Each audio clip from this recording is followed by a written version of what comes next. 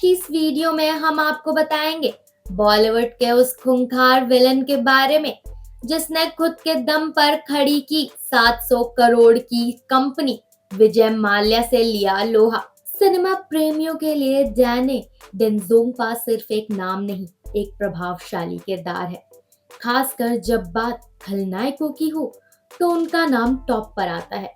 उनकी गहरी गंभीर आवाज और अग्निपथ में निभाया गया कांचा चीना का भयानक किरदार आज भी दर्शकों के जहन में ताजा है। लेकिन सिल्वर स्क्रीन पर डर का पर्याय माने जाने वाले डैनी पर्दे के पीछे एक बेहद सफल उद्यमी भी है।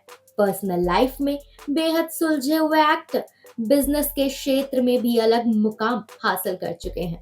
बहुत कम लोगों को पता है कि वे भारत की तीसरी सबसे बड़ी बियर कंपनी के मालिक हैं। और इतना ही नहीं, विजय माल्या से भी इस फील्ड में भिड़ चुके हैं। चलिए आपको वीडियो में सबसे पहले बताते हैं कि कैसे बने वो एक सफल बिजनेसमैन। 25 फरवरी 1948 को सिक्किम के छोटे से गांव युक्सुम में शेरिंग फिशोक डेंजोंगपा के रूप में जन्मे डैनी ने अभिनय के क्षेत्र में जबरदस्त मुकाम हासिल किया।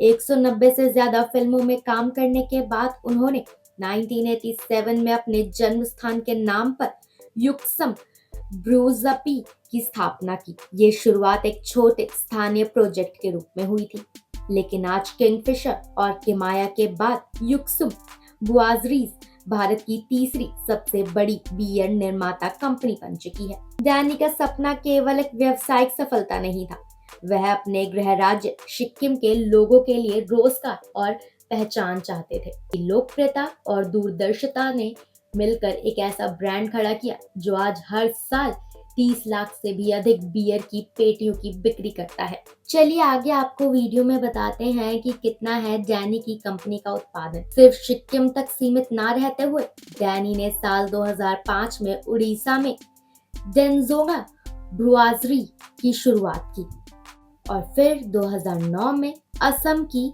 राइनो एजेंसीज को अधिकृत कर कंपनी का विस्तार किया। इन तीनों ब्रुआरीज से आज युक्सुम ब्रुआरीज हर साल लगभग 68 लाख लीटर बियर का उत्पादन करती है। इस कंपनी की सफलता का एक अहम कारण है इसका किफायती दाम। उदाहरण के लिए उड़ीसा में युक्सुम बियर की एक बोतल महज 105 रुपए में उपलब्ध होती है। इसका लो प्राइस हाई वॉल्यूम मॉडल इसे मध्यम वर्ग के बीच बेहद लोकप्रिय बनाता है। आपको जानकर हैरानी होगी कि इसने सिक्किम की अर्थव्यवस्था में भी बहुत बड़ा योगदान दिया है। कंपनी हर साल लगभग 100 करोड़ रुपए का आर्थिक प्रभाव डालती है और 250 से अधिक लोगों को रोजगार देती है। अनुमान के मुताबिक कंपनी का सालाना कारोबार 500 रुपए से 700 करोड़ रुपए के बीच है। एक प्राइवेट कंपनी होने के कारण युक्सुम अपने लाभ के आंकड़े सार्वजनिक नहीं करती, लेकिन विशेषज्ञों का मानना है कि ये कंपनी बेहद कुशलता से स्थानीय संसाधनों का उपयोग कर कम लागत पर अधिक मुनाफा कमाती है। डैनी की व्यक्तिगत नेटवर्थ लगभग 250 करोड़ रुपए आंकी जाती है।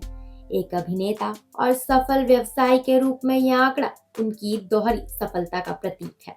चलिए अब आपको आगे बताते हैं विजय माल्या के लिए साबित हुआ बड़ा झटका आखिर कैसे। युक्सुम ब्रुआजरी के इतिहास में 2009 का साल बेहद अहम रहा, जब डैनी ने असम में राइनो एजेंसीज को खरीदा। इस कदम ने विजय माल्या की यूनाइटेड ब्रूअरीज जैसी दिग्गज कंपनी को पूर्वोत्तर भारत के बाजार में अपने पैर जमाने से रोक दिया। ये सिर्फ एक व्यावसायिक निर्णय नहीं था, बल्कि डैनी की राजनीतिक सोच और बाजार की गहरी समझ का परिणाम था। डैनी डेंजोंगपा की कहानी एक ऐसे कलाकार की है जिसने न सिर्फ अभिनय में खुद को स्थापित किया, बल्कि अपनी मातृभूमि से जुड़े रहकर उसे आर्थिक और सामाजिक स्तर पर भी पहचान दिलाई। उनके अभिनय की गूंज तो सिनेमा घरों में सुनाई देती है, लेकिन उनकी उद्यमशीलता की गूंज आज पूरे उद्योग जगत में महसूस की जाती है। उन्होंने ये चीज बड़ी ही सफलतापूर्वक साबित करी कि वो एक अच्छे अभिनेता होने के साथ साथ समाज सेवी और एक पक्के बिजनेसमैन हैं। आज डैनी किसी भी पहचान के मोहताज नहीं है। उन्होंने अपनी खलनायकी से लाखों करोड़ों लोगों का दिल जीता है और हीरो के दिलों में हमेशा डर पैदा करने में सफल रहे हैं। तो आपको डैनी की जिंदगी का ये अनसुना किस्सा कैसा लगा, हमें कमेंट सेक्शन में जरूर बताइएगा। वीडियो पसंद आया हो तो वीडियो को लाइक करें और शेयर करें।